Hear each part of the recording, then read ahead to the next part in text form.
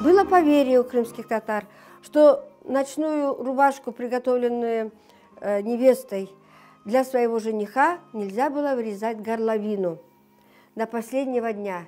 Это считалось плохой приметой, если девушка вырезала заранее горловину. Горловину можно было лишь вырезать в день уже замужества. Но, к сожалению, вот эта ночная рубашка мужская, которая, как я уже сказала, принадлежала моей тете Зекие,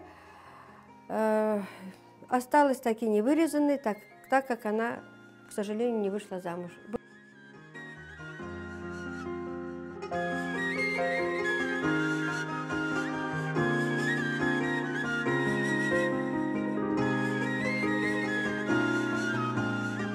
И вот очень интересная вот эта ночная рубашка женская, не из-за того, что она сшита из очень хорошего материала, который дышит, но есть вот такая особенность, вот в таком вот месте специально оставляли такое вот небольшое место для того, чтобы кожа дышала и воздух играл.